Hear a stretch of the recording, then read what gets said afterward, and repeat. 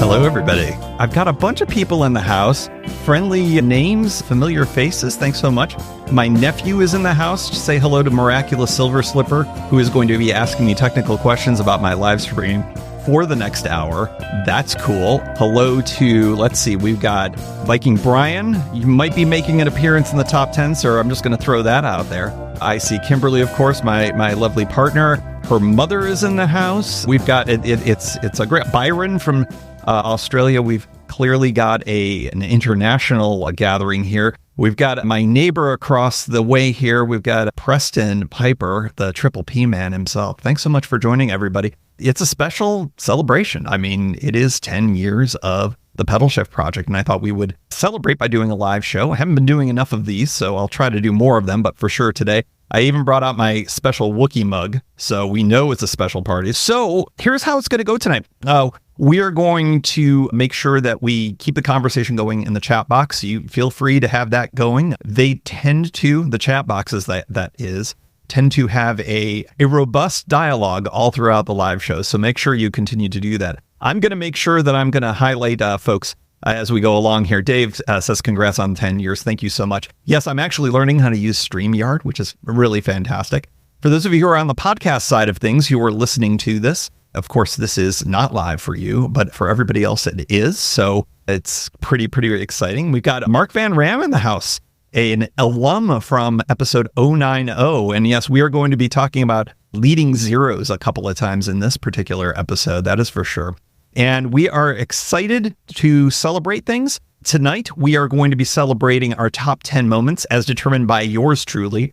I think I've changed my mind a million times on these already. So they're my top 10 for me here tonight. Also, I know I'm leaving out a bunch of really great moments. I try to get a nice cross-section of things, but because it's my show, I'm smuggling in an honorary top 10 as well. So we'll be going through those. And then, of course, we're going to be going through the Summer 10th Anniversary Tour Reveal. It's a kind of a we do in the live show where I let you know what my next tour is going to be. This is a special one. I'm very excited for it. I've given a few hints on the email. If you were not privy to that, that means you're not subscribed to the email. Make sure you do that. Oh, some folks I've actually biked with.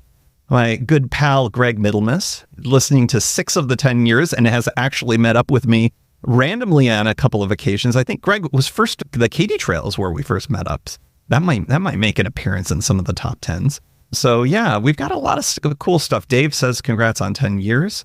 And Viking Brian, of course, we already said hello to that. All right. Okay. So keep it coming in the chat box. I'll try to highlight some folks as we go along here. So why don't we just get cracking? Maybe I'll read the intro like I do for a normal podcast. So the Pedalshift Project is a series of conversations, thoughts, and experiments on bicycle tour adventures, from tips and tricks to ideas on how to ride your ride. Let's shrink the world by bike. Show notes and more are available at pedalshift.net/366, and you can email the show at pedalshift@pedalshift.net, or you can text me at 202-930-1109 and check Pedalshift out on all the socials as well. So for this episode, we are going to be celebrating 10 years. I put out the video that you saw as we opened things up, if you caught it, if you were a couple minutes early. And that was scrolling through all 365 existing episodes, plus all of the best ofs. And it took a long time. It took longer than 2 minutes to scroll through them. So I had to kind of speed it up in the editing process.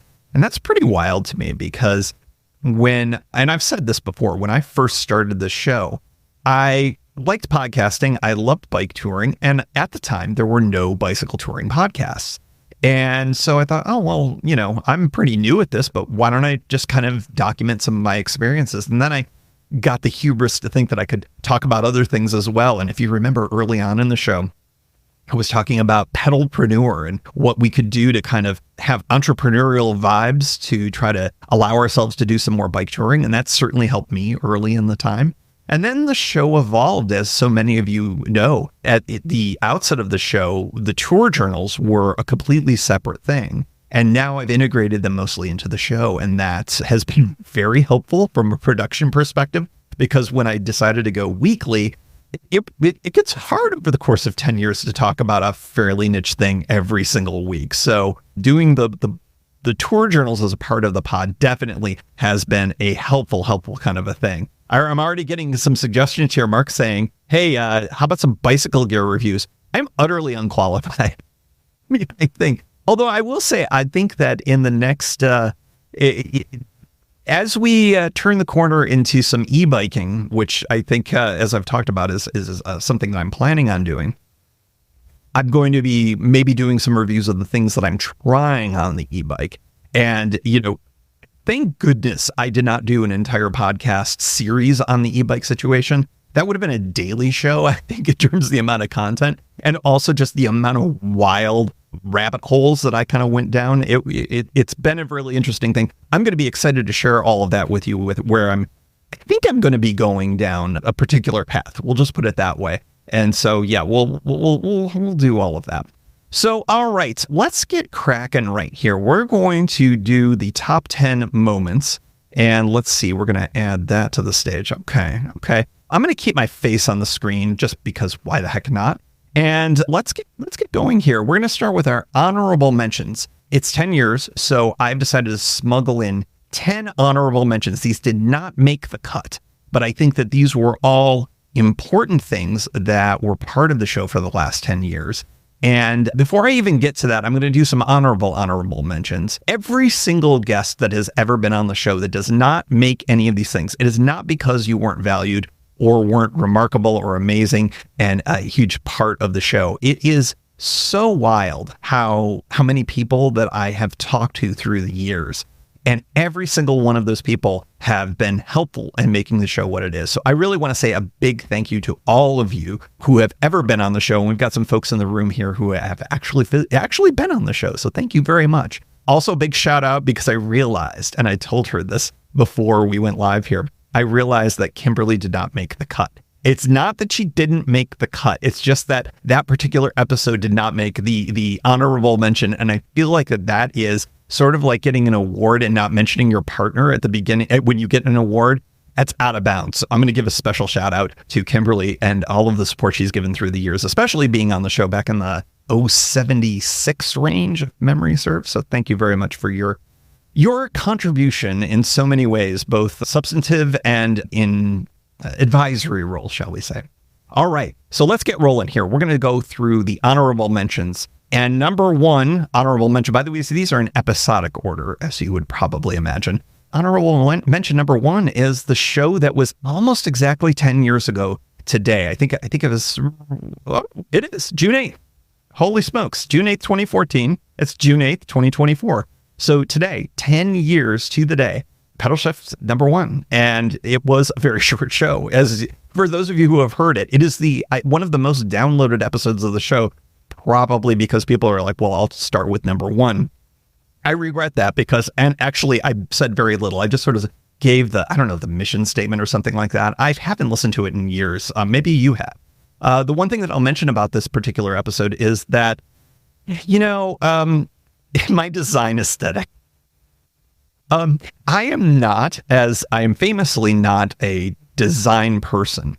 I have designed websites. I've designed this website. I am not good with logos, as you probably all know. That was the original logo, right? Which is just hysterical to me. And the current one isn't much better. I'm going to be perfectly honest. I one of these days I'm going to fix that. I promise you all. One of these days I'm going to fix that. Anyways, honorable mention number one, of course, the first episode of the Pedalshift Project 10 years ago today. Can you believe that? Number two is episode 002. Yes, back in the day, folks, we did the leading zeros because I knew that at some point I was going to actually get to episode number 100. So I just kind of threw the hat over the wall, as NJ and I say. And of course, the second episode was with Brock Dittus, who has become just such a close friend over the years. And at that time, I was a big consumer of the Sprocket Podcast. And I ended up doing that forever, including to this day. And the relationship that we had between the Sprocket Podcast and the Pedalshift Project, of course, is sort of legendary. And you're going to hear more about the Sprocket Podcast throughout these best ofs and the top 10s here. That is for sure. But Brock has been, I think, of any person other than myself, has been on the Pedalshift Project more than any other person.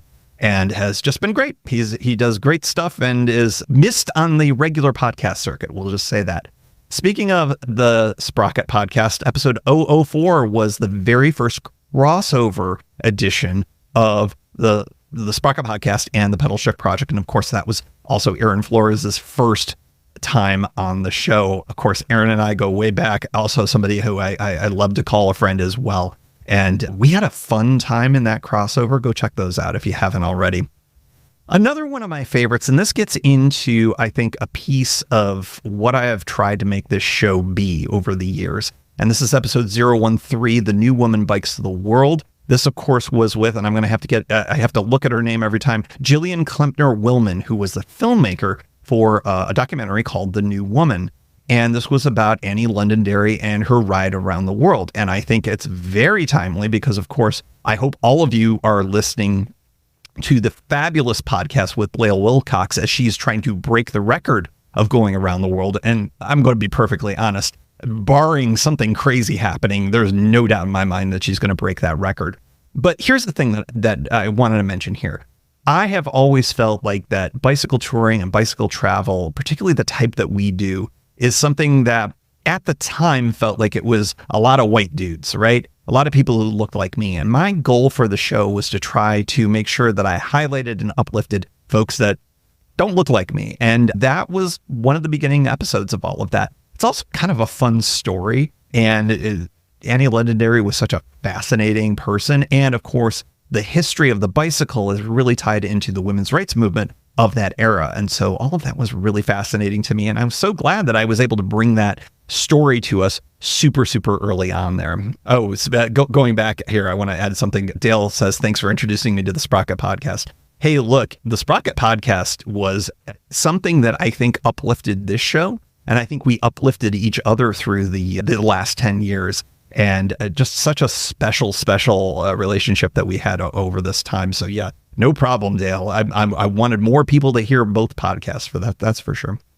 All right, back to our honorary mentions. Let's see, where are we next? Let's see, we just did The New Woman. All right, episode 044. Of course, it's episode 44, right? Taps into a couple of things. First of all, this was the bike touring music episode with the Sprocket Podcast, continuing down the line of having the special relationship that we had. But episode 44, of course, gets into the whole Syracuse aspect of this podcast and how the color scheme was about my alma mater, Syracuse University. And of course, 44 is a big number in the sports ball of Syracuse University. So of course, episode 044 is going to make the cut. But that was a super fun episode where we cobbled together a bike touring list based on a bunch of different categories. One of my favorite episodes, one of my favorite times spent with friends from the Sprocket Podcast, where we built all of that. I believe that playlist exists someplace. If it's not on Spotify, let me know, because I definitely need to get that up there.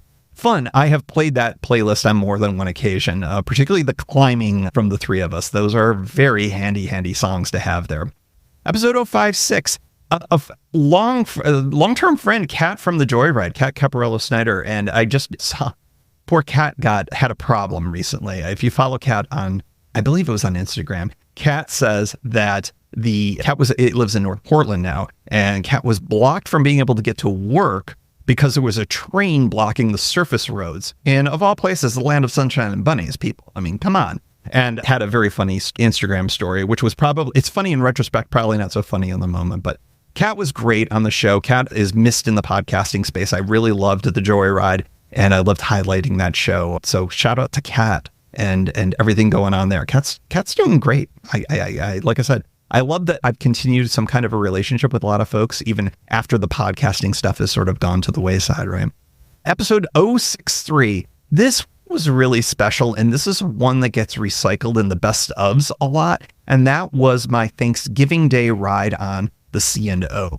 And I just remember that was one of my first sort of stream of consciousness types of podcasts, where I had the microphone on with me riding the bike and just talking about why I was really thankful for what bicycle touring had brought to me. Of course, this was in 2016. So much more has happened since all of that. But yeah, it was a great episode, and it's worth a listen every single Thanksgiving. If you ever get a chance, go check that out. It's episode 063 of the pod. All right, we have 3 more in our honorary mentions. So again, we're not even in the top 10. All right. A person who I just adored, was on the show twice. This was her first time on the show. This was Jasmine Reece. And you remember Jasmine had her dog Fiji, and they were looking to bicycle around the world. I'm not sure if they did the full around the world, but they did tons of adventures together. The whole thing about the vagabond life was the first episode. And Jasmine ended up switching to a recumbent when that was a part of the second episode. But episode 069 was her first time on the show. If you haven't heard that episode, the relentless if you think I am a positive person, I am a relentlessly negative person compared to Jasmine Reece. Jasmine is absolutely fantastic. And what great listening both of those episodes. Really should have been in the top 10, but honorable mention it will be.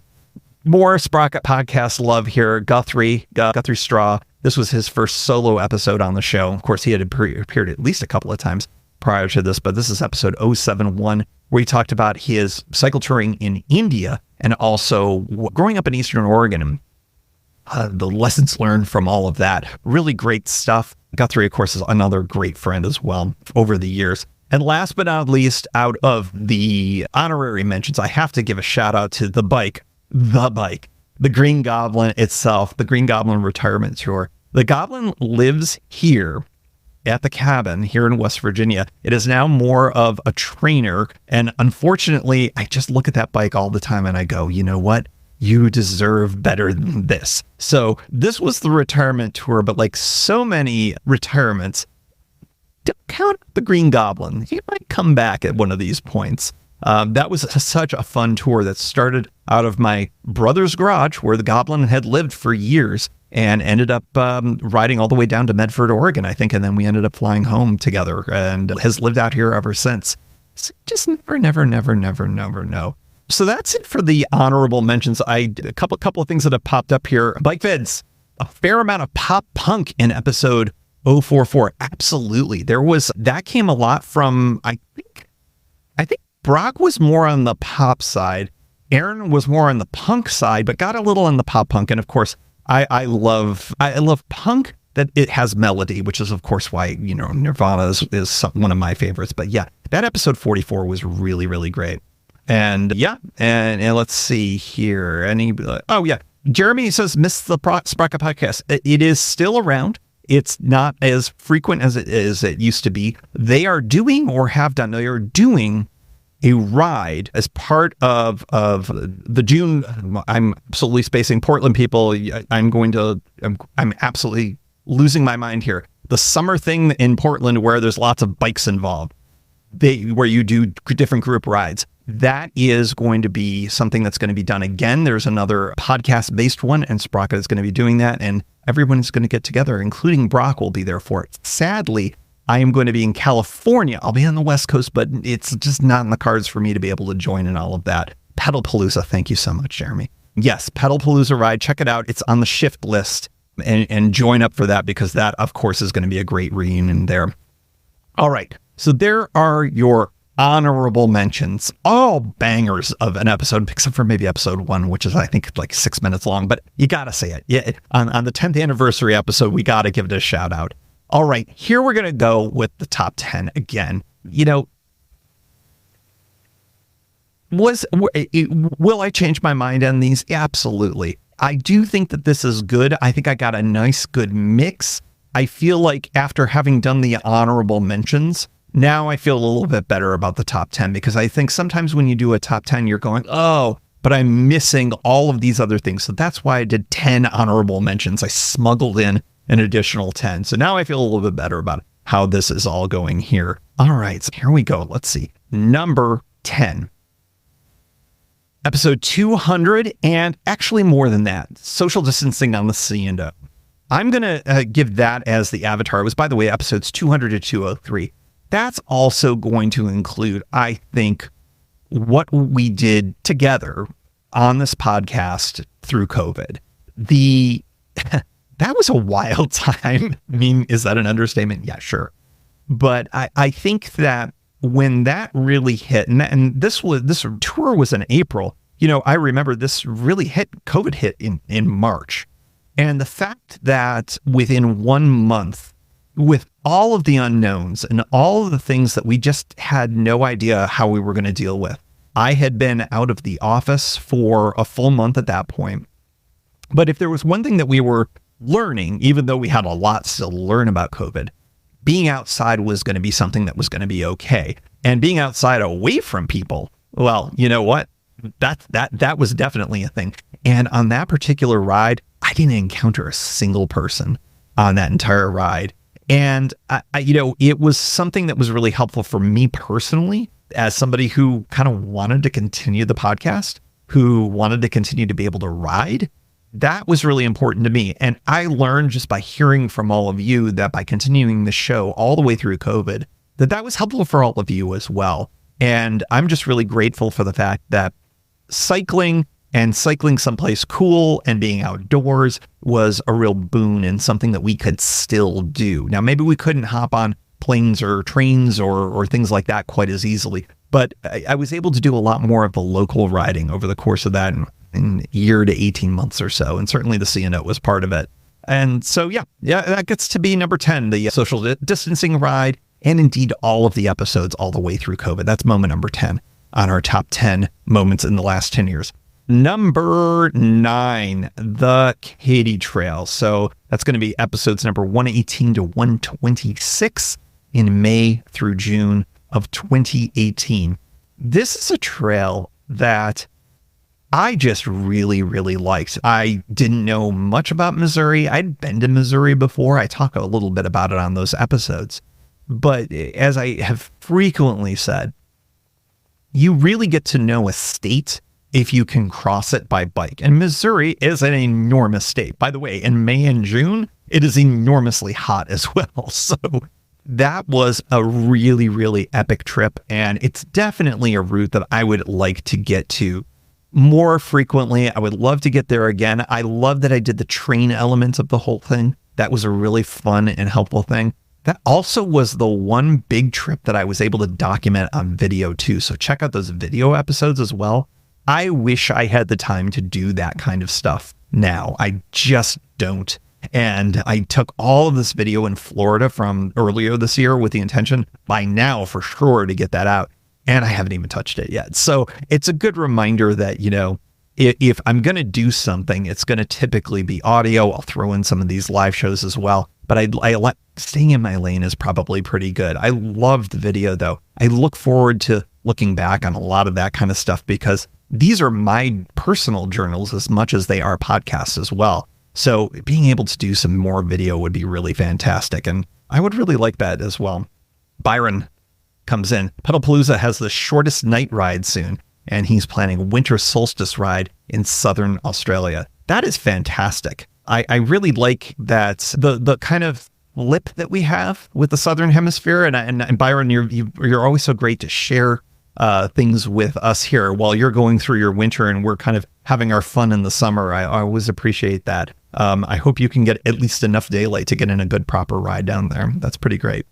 All right, so we're through number 9 on our top 10 list. Let's go into number 8. And that is Biking Brian. Get a bow here, sir. You made the top 10, and you're the most recent of the episodes here. Episode 345, E-Bike Adventures with Biking Brian. So, Brian, since you're here, and I can thank you personally, you are a real inspiration to me with what you built with that really cool build of yours. And I think it's a good way to mention that the way that people can put your stuff out there, how that can have an influence on people. And it certainly has influenced me because I'm just really excited based on all of the stuff that Brian has shared about kind of integrating an e-bike for everything that I do. I'll always have the acoustic bike, of course, but I just love the idea of having an e-bike as something that can kind of make certain adventures happen a little bit more easily, or at least make certain things that were maybe a little bit out of my reach more accessible. And so honestly, it's not just that discussion on episode 345, as great as that was, but all the stuff that Brian's put out. That's just really fantastic. So yes, and Brian getting the woo. There you go, sir. Thank you. Thank you so much for all of that. Yeah. And your fantastic battery making is absolutely a part of all of that as well. All right, let's see here. We are at episode. How long? I got to pull out my, clearly I need another drink from the Wookiee mug. Let the Wookiee win, right? Okay, here we go. That was number 8. Let's go on to number 7. Number 7, the very first Brompton tour that I ever did. The bike was barely, I think, a month old from when I had gotten it. And I already was like, yeah, why don't I just take this up Big Sur? So episode 048 was a part of it. I think it was all in that, all pretty much self-contained in that. That might have been during the era back in 2016 when I was doing the bike tours. The tour journals were going to be in the standalones that we used to do. But now, of course, we've rolled that in. I'll have to double check to see if that's ever been in the main feed, because if it hasn't, that is a good fodder for a best of, for absolutely sure. That was also, I remember, two notable deaths happened during that. Not to bring this down, but Prince died in the middle of that tour, and so did Pearl Washington, Syracuse University basketball great.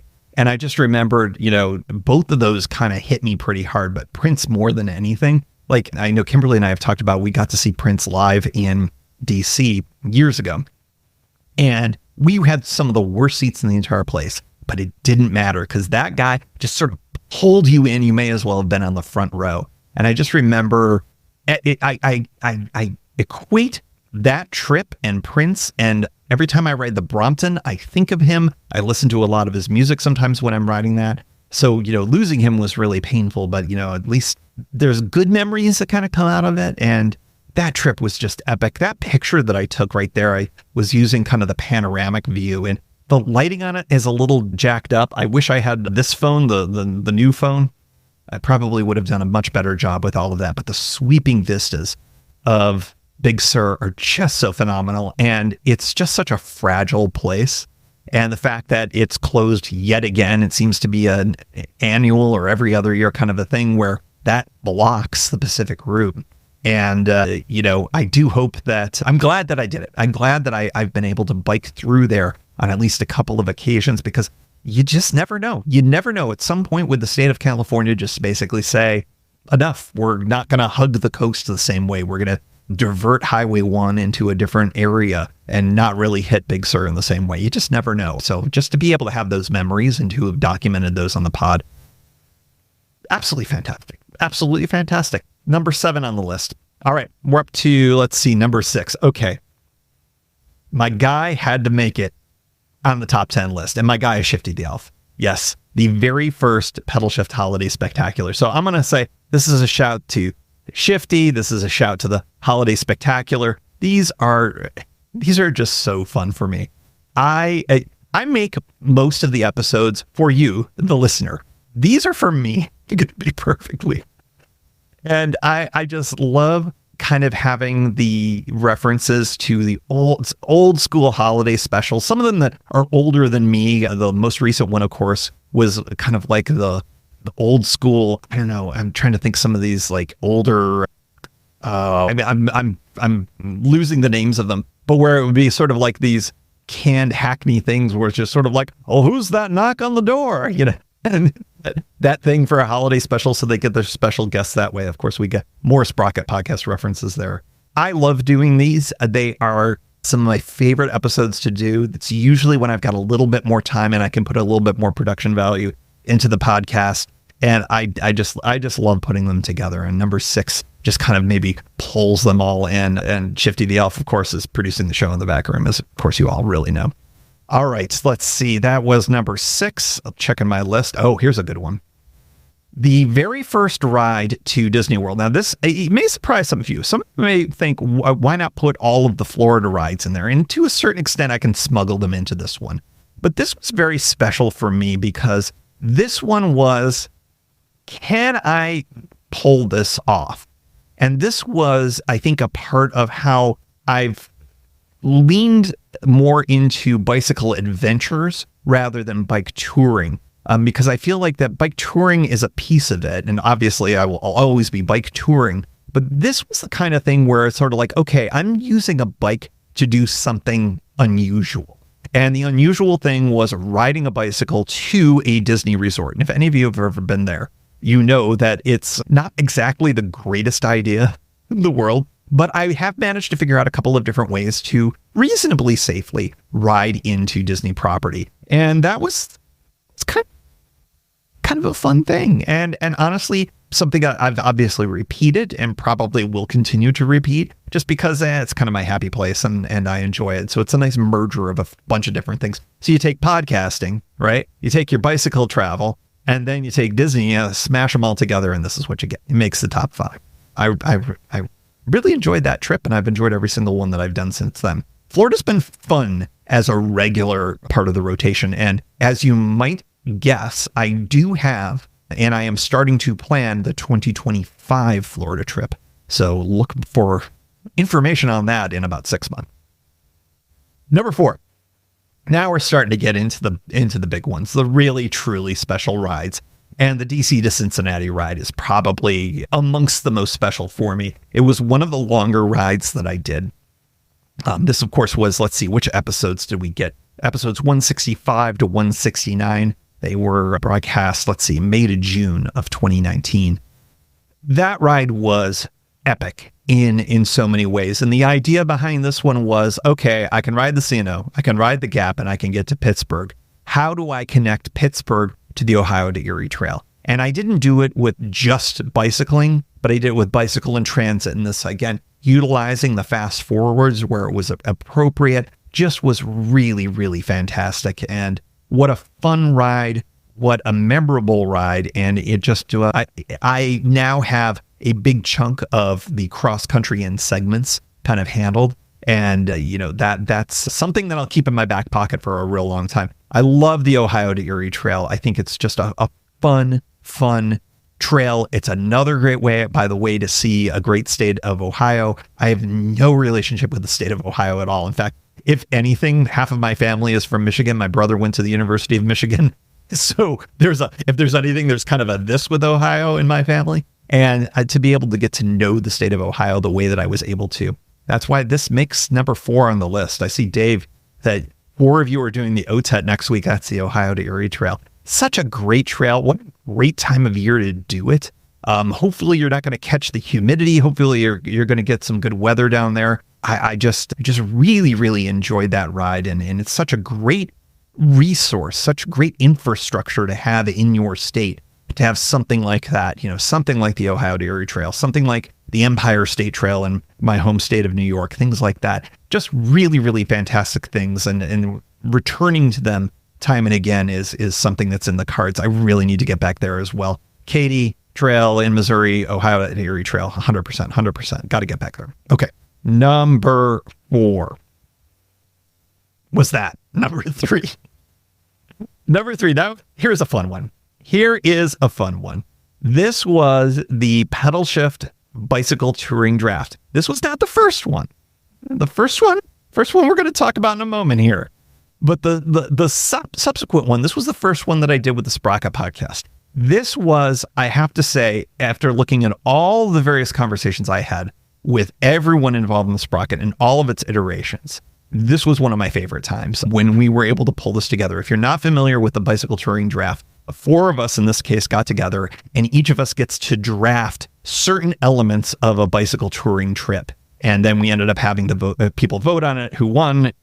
This guy, of course I won it, right? It's the only thing. I get a little too competitive in these types of things, but that was so much fun. We've done subsequent ones since then, but I really enjoyed that because it was just a different way to, gamify all of this, to have a good laugh, to see different strategies, just to understand again that bicycle touring can be a variety of different things. It doesn't have to be done just one way. If you remember way back in the day, Mysterious James and I used to joke that there was a uniform for bicycle touring. And so like you had your Surly and you had your Ortley back rollers. And to a certain extent, there is kind of a classic bicycle touring look. And I think that the nice thing about the draft is that we came up with a variety of different ways that one could have some very, very good high-end tours and then some very mediocre ones where you're naked and cold and dead in your tent with no sleeping bag, for instance. It was a lot of fun. And by the way, I do sometimes listen to past episodes. That one's in the rotation. That's really pretty fantastic.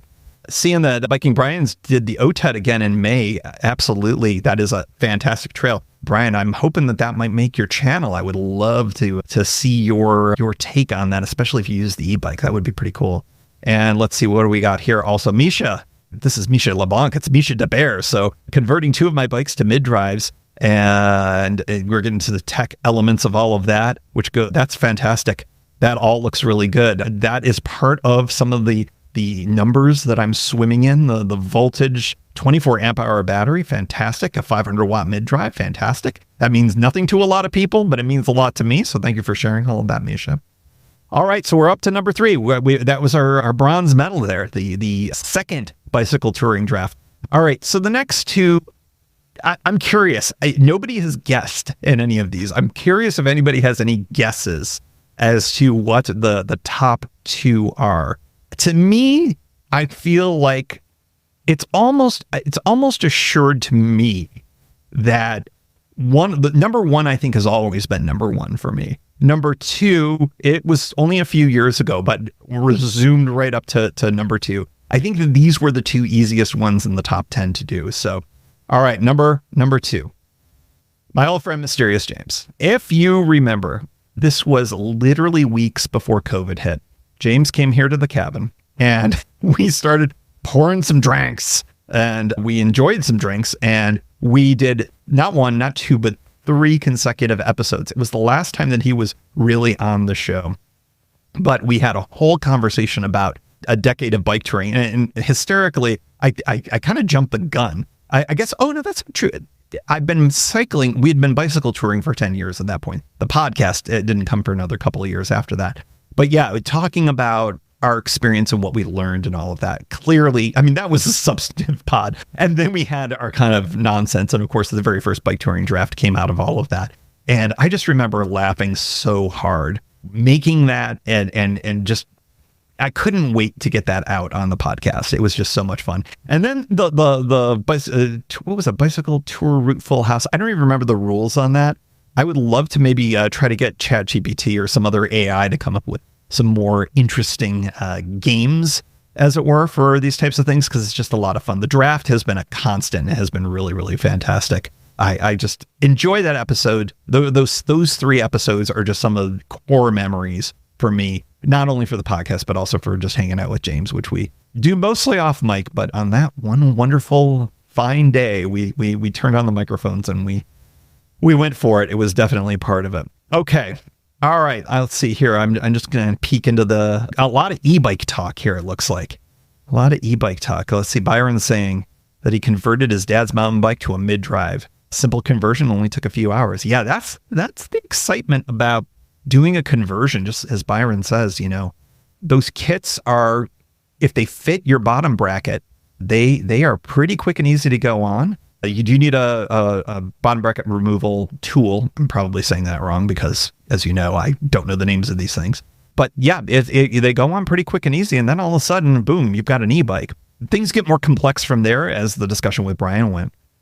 But yeah, it's a really exciting things happening around e-bikes. I'm also seeing, if you're following on the e-bike subreddit, I think it is e-bikes, if remember, r/e-bikes.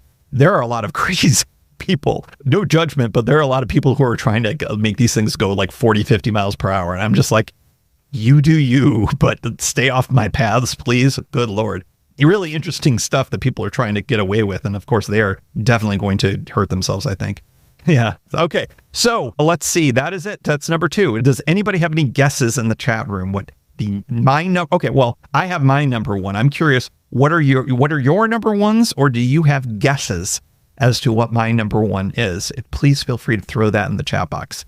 In the interim, I'm going to note that as soon as we get done with our top 10 here, I will be talking about our 10th anniversary tour reveal, which is in the books. It's set. It's ready to go.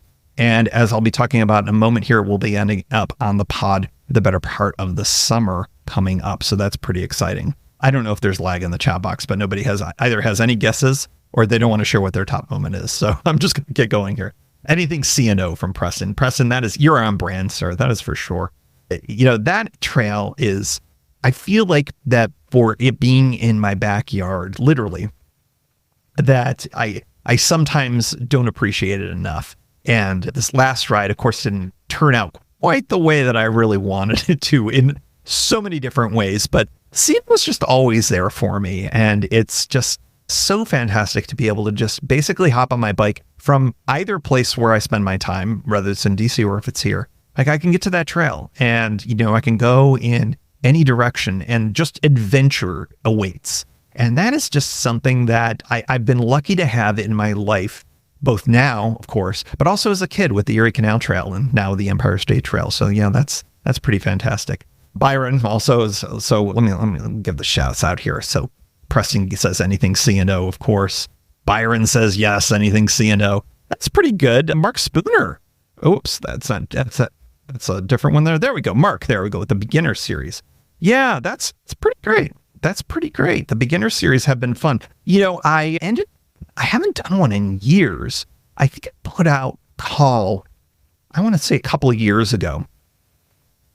And I didn't hear back from anybody. Might have just been happenstance. But, I do wonder if the beginner series was kind of this one brief, cool, shining moment. We had great conversations with a few people. And, maybe we answered all the questions in that. Maybe the beginner series stand for themselves. But I don't know. Who knows? If there's anybody else out there that's thinking that you're a beginner, you found this dopey little show and you would like to do beginner series style, please feel free to reach out. Always willing to do all of that. Okay, my number one is, I don't think this should be surprising to anybody, but it's the very first big one, the Pacific Coast. It's my longest ride. I documented it early on the podcast. In fact, in many ways, the podcast started anticipating this big ride. And it was, in the summer of 2014. So we're very close to the 10th anniversary of all of that. And episodes 005, 006 were sort of check-ins for that particular ride. This, of course, was when the pod, I think, was every other week. And if memory serves, the release of the episodes coincided with breaks that I had. And so that ended up working out. The first episode of 005, I was taking a few days in San Francisco and was able to record all about what had happened. And of course, I did a tour journal prior to all of that. After I put out 006, which was at the end of the tour, then we backfilled it all. And episode 010 was just kind of a classic. And that was an edit together of all of the different daily end of day tour journals that I used to do. And that was back when I would record. I wasn't as confident about recording during a ride. And so the way that the tour journals ended up evolving into, where it's sort of like every few minutes or a few miles or whatever, if I have something to say, I say it now. Well, back then, I did not do that. I would do it from the tent or in camp and would just, talk about things for a few minutes about how the day went, which was definitely a good way to do it in a lot of ways. But I missed a lot of detail. I missed a lot of the soundscape. And I wish if I could do it all over again, if I could do that trip again, I wish I could have recorded more as things go. But, 10 years ago, I don't know what the capacity of my phone would have been to handle that much audio. I don't think it would have been big enough for the, the nearly month, no, more than a month. I think it was 6 weeks of riding. Can you imagine having, megabytes and megabytes of data every single day? That would certainly add up. Certainly this phone could handle it. That would be for sure. So yeah, the big ride, the Pacific Coast ride, the border to border tour, as I called it back in the day, that is my number one moment. And it's interesting, right? That 10 years, that my number one moment was really the thing that kind of sort of launched it all. And I sat with that for a little bit thinking nothing has surpassed that, at least as I sit here today. And, but that's okay. I really kick things off with a big trip. I had a unique opportunity to be able to do it in that way. And there's going to be opportunities for trips like that in the future. So, maybe number one gets unseated at some point. There's all sorts of different adventures that are kind of noodling around in my brain. And so I don't know, you don't have such a firm hold on number one there, border to border tour. You just never know. So, all right, let's see. More e-bike talk. I love it. I think that's it for the top 10 and for the honorable mention. So just a quick little overview here. I won't go through the honorable mention, but you know who you are. Number 10 was social distancing on the C&O, April of 2020. Katy Trail in May of 2018 was number 9. E-bikes with Biking Brian, which clearly has caught a bunch of people's fancy. That was at number 8, maybe rising. That was, of course, last November. First Brompton tour back in 2016. Shifty to Elf, and of course, all the holiday specials, number 6. First bike ride into Disney World Resort in March of 2022 is number 5. DC to Cincinnati in the spring of 2019. That was number 4. Number 3, the bike touring draft featuring the Sprocket Podcast, episode 207, June of 2020. And a Mysterious James 3-pack, epic, January of 2020. The before times, before COVID. It was such a simpler time. And of course, number 1 here, the Pacific Coast Border to Border Tour, number 1. All right, cool. All right, let's see here. Next up. So my tour. This is the big tour reveal. We're going to spend the next 10 minutes or so roughly talking about that and kind of hanging out, close out our hour here. I put a lot of thought into this. If you thought, Tim, you're going to just do the Pacific Coast in its entirety again, I can guarantee you I thought about that. It's just not on the cards. The work that I do has relevance to elections. It is an election year. There's no way I'm getting 6 weeks. Just none, zero. So yeah, I was not able to repeat the full Pacific Coast tour. And then I found myself thinking about the summer and how it's going to get hot and how I hate the heat and the humidity in this part of the country. And of course, that's why I did my C&O ride earlier this year. And so, of course, the draw of the West Coast is definitely there for me. So I put a lot of thought into that, knowing full well that I can't do the ride that I really should/would want to do. And I also didn't want to do just the same routes that I've been doing. But at the same time, the routes are awesome for a reason. And so I figured out something different. And so this ride is going to be the Oregon Coast Remix. And yes, thank you to AI for giving me yet another logo. What is this? What is this crazy ride that is going to be the 10th anniversary tour? Well, it is going to be along a familiar route. Of course, it's going to be the Oregon Coast, as you would expect from the name there. And the ride is going to be from Lincoln City, Oregon to Crescent City, California. So yes, a little teeny tiny piece of the California coast. There will be a couple of fast forwards in there. However, it's going to be a little bit different. The remix is definitely the thing that I'm leaning into here. Well, let's talk a little bit about gear. By the way, there's going to be a full-fledged preview episode for this, so don't worry about that. I'm not giving this short shrift. I just want to make sure that I'm giving the reveal in enough detail that it makes some sense. I'm going to be flying out the Safari for this particular trip. It was incredibly important to me that I ride that bike for the 10th anniversary trip because that was the bike, or at least most of the pieces of the bike that exist right now were still the ones that were part of the 2014 ride. I finally had to replace the twist shifts on that. Those things lasted for 12 years. I wouldn't say they lasted great because they were falling apart, but the shop just finally got back in touch with me. And so I have brand new shifters on the thing. It's going to be fun. Inspired by the last ride, the C&O ride setup, which I think is going to be very interesting and exciting. We'll talk much more about that in the preview episode. But yeah, it's going to be the Safari. It's got to be for 10 years. That 80% of that bike is the same bike that I rode 10 years ago. So that's a very, very important thing. What makes this a remix? What makes it a remix is that I am not staying at any familiar campsites at all, except for one. Oh, but that's just on the last night. The ride itself is going to take advantage of the hiker-biker campsites at all of the remaining, or actually I'm missing, I think there's maybe one that I would be missing, 2 actually that I'd end up being missing. But at the end of this ride, I will have stayed at every single one of the hiker-biker campsites on the Oregon coast. And what's exciting about this is that when you're going to be staying at different places, it completely reimagines the ride.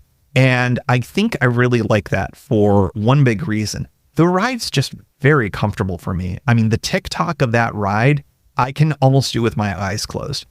But now it's going to be really different. Where I ordinarily am used to getting food along the way, that might be the middle of the day, it might be the end of the day. For instance, one of the days, as I'll talk about in the preview episode, and of course in the podcast itself, the Seven Devils is a big feature of the Oregon coast. It's normally the morning of a particular ride coming out of my least favorite campsite in the entire Oregon coast.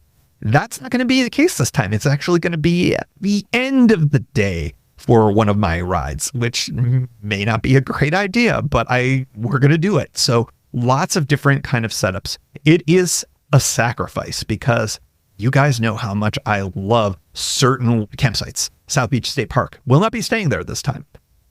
Whole bunch of different things are going to be very, very different. And I think that it's going to make for a very different ride, a very different experience, a different relationship with some of the towns that, frankly, I would just blow right through. Now they may become more important as a part of this ride. So the Oregon Coast Remix coming to you this summer on the pod. We're going to be doing the preview episode within the next couple of weeks as soon as we wrap up all of our talk with the C&O but Slow, which still has to be completed. So take a look at that. Oh, one other thing I should say, you'll note that I end in Crescent City. The last time that I finished a ride in that part of the area, I took a bus from Brookings to Medford to fly out. I'm still going to Medford to fly back home. However, the last time, as you may remember, I ended up just puking my guts out because the ride on those buses all the way to you don't go to Klamath Falls, but it's the route to Klamath Falls.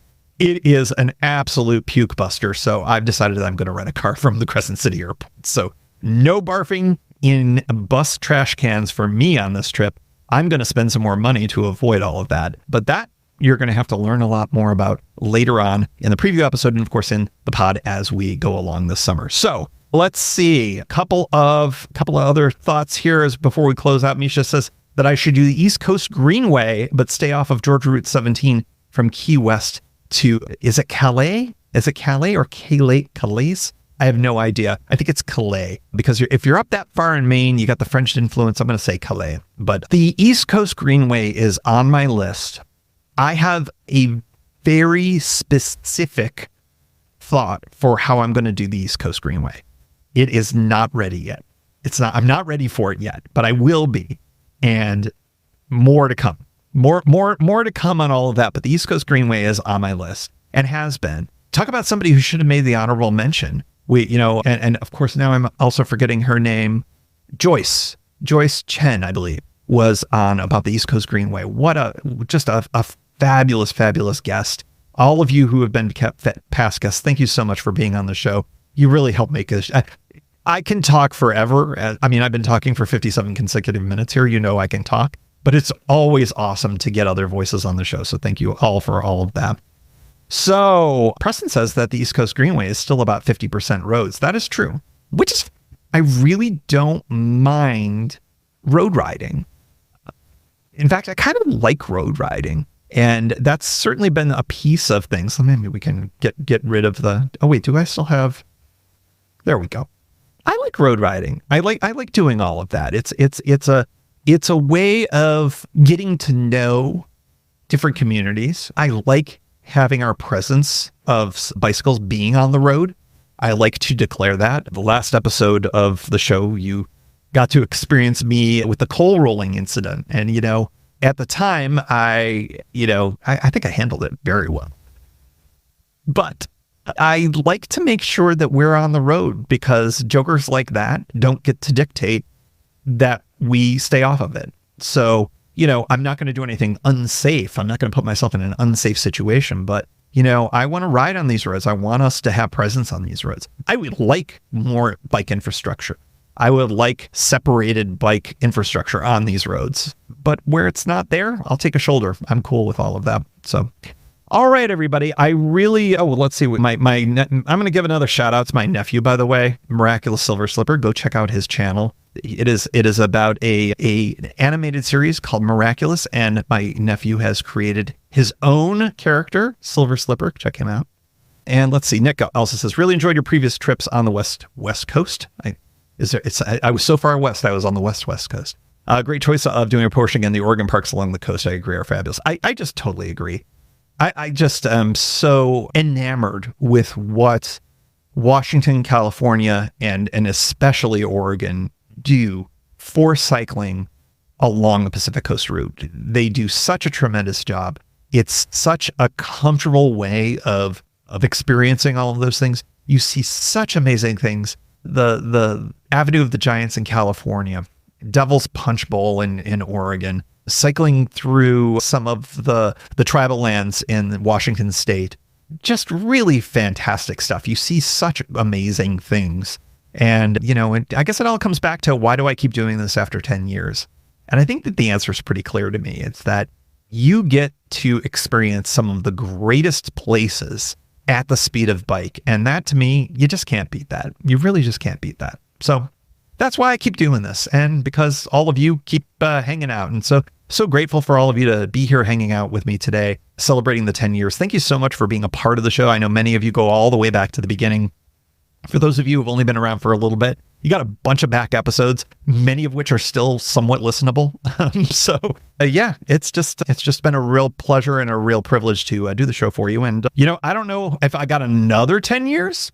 Maybe I got more. Who knows? But I definitely am enjoying the show, and I'm really enjoying bringing the tours to you. So I'm really excited. We'll just bring out that logo there. The Oregon Coast Remix will be the next tour for you all. So thank you so much. We are going to be putting this on the feed for this next upcoming week. Then, of course, we're going to wrap up the C&O Bus Slow, and then back to the Pacific Coast for the next tour. So thanks so much for joining, everybody. Hope you have a great night or morning to you down under. Thanks so much, and have a great time. And thanks again for helping to celebrate a decade of Pedalshift with me. And of course, one big, major shout out to Jason Kent for the amazing song America that has been the soundtrack to this podcast since the very beginning. Jason Kent, you are a legend, sir. Thank you so much for the gift of your music. Take care, everyone.